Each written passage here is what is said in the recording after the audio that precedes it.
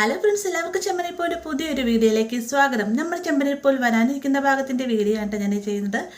അങ്ങനെ നമ്മുടെ ശ്രുതിയും കൂടി പുതിയൊരു വീട് മേടിക്കാനൊക്കെ ഒരുങ്ങുകയാണ്. അതിന് വേണ്ടിയിട്ട് 25 ലക്ഷം രൂപയൊക്കെ ഇവർ അഡ്വാൻസ് ഒക്കെ നൽകുന്നുണ്ട്. എന്നാൽ ഇത് ചതിയായിരിക്കാമെന്നുള്ളൊരു താക്കീത് നമ്മുടെ രേവതി സച്ചി നൽകുന്നുണ്ടെങ്കിലും അതിനെല്ലാം തന്നെ പുല്ലുവില നൽകുകയാണല്ലേ ശ്രുതിയും കൂടെ ചന്ദ്രയും. ഇവർ മൂന്നുപേരും പറയുന്നത് രേവതിയുടെ സച്ചിയുടെയും കുശുമ്പോ കണ്ടാണ് നീ നല്ലവനാവുന്നത് കണ്ടിട്ടുള്ള അസൂയ കൊണ്ടാണ് എന്നൊക്കെയാണ് പറയുന്നത്. എന്നാൽ നമ്മുടെ രേവതി സച്ചിയും എന്ത് പറഞ്ഞു അതേ രീതിയിൽ തന്നെ അവിടെ സംഭവിക്കുകയാണല്ലേ. വീടിന്റെ ഓണറാണെന്ന് പറഞ്ഞ് വന്നവർ 25 ലക്ഷവുമായിട്ട് അവിടുന്ന് മുങ്ങുന്നുണ്ട്. ശേഷം വീടിന്റെ യഥാർത്ഥ ഓണർ വന്നതിന് ശേഷം എല്ലാവരും വീണ്ടും പുറത്തിറക്കി വിടുകയും ചെയ്യുന്നുണ്ട് കേട്ടോ.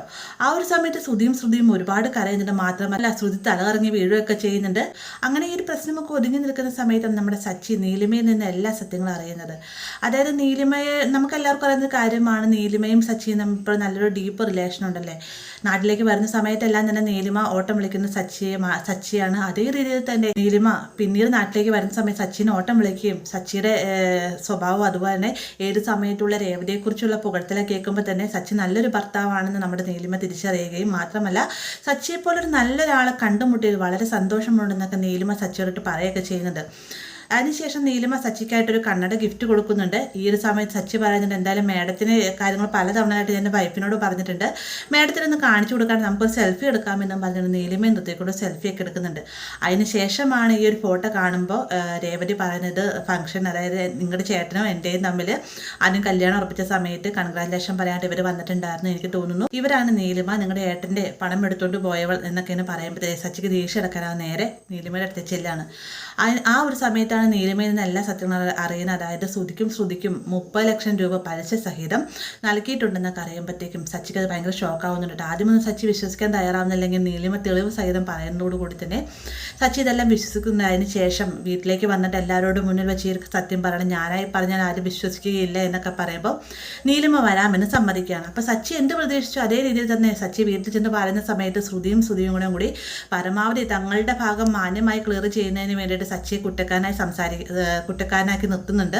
സച്ചി മനഃപൂർവ്വം കള്ളം പറയുന്നതാണെന്നൊക്കെ പറഞ്ഞുകൊണ്ട് ആ ഒരു സമയത്താണ് സച്ചി നീലിമയെ വിളിക്കുന്നത്. നീലിമയെ കാണുമ്പോൾ തന്നെ ശ്രുതിയും അങ്ങ് ഭൂമി പിളർന്ന് പോയാലോ എന്ന് ചിന്തിക്കുന്നുണ്ട്. അതേ രീതിക്ക് രണ്ടുപേരും പേടിയും ടെൻഷനൊക്കെ അടിക്കുക കേട്ടോ.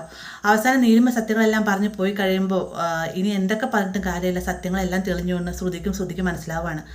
ഈ ഒരു സമയത്ത് രവിയും ശ്രീകാന്തും സച്ചിയും എല്ലാം തന്നെ ശ്രുതിയും വഴക്ക് പറയുന്നുണ്ടെങ്കിൽ അവിടെ മാസമായിട്ട് പെർഫോമൻസ് ചെയ്യുന്നത് നമ്മുടെ ചന്ദ്രയാണ് കേട്ടോ. ചന്ദ്ര ശ്രുതിയുടെ അടുത്തേക്ക് ചെന്നതിന് ശേഷം ഷോൾഡറിൽ കുത്തിപ്പിടിച്ചിട്ട് ഈ പറഞ്ഞല്ല സത്യമാണോടാ എന്നൊക്കെ ചോദിക്കുന്ന സമയത്ത് അമ്മ ഞാനായിട്ട് പറഞ്ഞാൽ ഇതെല്ലാം തന്നെ ശ്രുതിയുടെ ബുദ്ധിയായിരുന്നു എന്ന് പറയുമ്പോഴത്തേക്കും ശ്രുതി ആകെ പെട്ട അവസരമാണ്. കാരണം തൻ്റെ കൂടെ നിന്ന് സപ്പോർട്ട് ചെയ്യുന്നത് തൻ്റെ ഭർത്താവ് തന്നെയാണ് തന്നെ തള്ളിക്കളയുന്ന രീതിക്ക് തന്നെ ഒറ്റപ്പെടുത്തുന്ന രീതിക്ക് സംസാരിച്ചിരിക്കുന്നത്.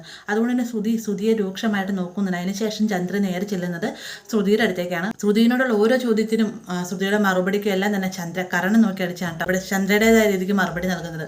അവസാനം ശ്രുതിനെ വീട്ടിൽ നിന്ന് ഇറക്കി വിടാൻ വരെ ചന്ദ്ര ശ്രമിക്കുന്നുണ്ട്. എന്നാൽ രവിയുടെ കൃത്യമായ ഇടപെടൽ മൂലം ശ്രുതി ആ വീട്ടിൽ തന്നെ താമസിക്കുന്നുണ്ട്. എന്നാൽ അതിനും പേരും ശ്രുതി ആ വീട്ടിൽ നിന്ന് ഇറങ്ങിപ്പോകേണ്ടതായിരുന്നു എന്നൊരു അവസ്ഥ വരുന്നുണ്ട്. കാരണം അത്രയും ക്രൂരമായ രീതിക്ക് തന്നെ ചന്ദ്ര രേവതിനോട് പെരുമാറുന്നതിനേക്കാൾ അധിക ക്രൂരമായി തന്നെ ചന്ദ്ര ശ്രുതിയോടായിട്ട് പെരുമാറുന്നുണ്ട്. അപ്പോൾ ഈ ഒരു കാര്യങ്ങളെ തന്നെ രേവതി തൻ്റെ വീട്ടിൽ ചെന്നതിന് ശേഷം ലക്ഷ്മിയോടും ദേവുവിനോടും ശരത്തിനോടൊക്കെ പറയുന്ന സമയത്ത് ലക്ഷ്മിക്ക് ചെറിയൊരു സങ്കടമാണ്. കാരണം തൻ്റെ മകളുടെ അത്ര തന്നെ പ്രായമുള്ളല്ലോ ശ്രുതിക്കും. ഇങ്ങനെ ഒരു ഗതി എന്തായാലും ചെയ്തത് തെറ്റ് തന്നെയാണ്. പക്ഷേ ശ്രുതിനെ മാത്രം തല്ലിയത് തെറ്റായി കൊടുത്തു നിന്നതാണ് ശ്രുതി. പിന്നെ ശ്രുതിനെ എന്തിനു സപ്പോർട്ട് ചെയ്തെന്നൊക്കെ ലക്ഷ്മി ചോദിക്കുന്നുണ്ട്. എന്നാൽ ശരത്തും ദേവുമായിട്ട് എന്തായാലും നല്ല കാര്യമാണ്. അന്ന് പലതവണകളായിട്ട് എന്നെ കള്ളനാക്കാൻ ശ്രമിച്ചിട്ടുള്ളവരാണ് അവർ. മാത്രമല്ല അവരുടെ അഹങ്കാരത്തിനുള്ള സംസാരത്തെ തിരിച്ചടിയായി എന്നൊക്കെ രീതിക്കാണ് സംസാരിക്കുന്നത്. ഈ കൂട്ടത്തിൽ തന്നെ ശരത്ത് മറ്റൊരു സത്യം കൂടി പറയുന്നുണ്ട്. താൻ പലിശയ്ക്ക് വേണ്ടിയിട്ട് ആനയുടെ കൂടി പിരിവിന് നിന്ന സമയത്ത് അവിടെ ശ്രുതി വന്നിട്ടുണ്ടെന്നും പലതവണകളായിട്ട് അവിടെ നിന്ന് പലിശയ്ക്ക് പണം മേടിച്ചിട്ടുണ്ടെന്നൊക്കെ അറിയുമ്പോഴത്തേക്ക് രേവതി ആകെ ഞെട്ടിപ്പോവാണ് കേട്ടോ. രേവതി ഈ ഒരു കാര്യം സച്ചിയോടായിട്ട് പറയുന്നതൊക്കെ ഉണ്ട്. അപ്പം അങ്ങനെ നമ്മുടെ ശ്രുതിയുടെ അടുത്ത കള്ളത്തരം, അതായത് ആൻ്റണിയും ശ്രുതിയും തമ്മിലുള്ള ആ ഒരു ബന്ധത്തിൻ്റെ കഥ രേവതിയും സച്ചിയും എല്ലാവരും തന്നെ അറിയാൻ പോകുന്നുണ്ട്. അപ്പം ഇങ്ങനൊരു ഭാഗം നമുക്ക് ആദരിക്കുന്നതാണ്. വീഡിയോ ഇഷ്ടമായി ലൈക്ക് ചെയ്യാനും കൂടെ ചാനൽ സബ്സ്ക്രൈബ് ചെയ്യാനും മറക്കരുത്.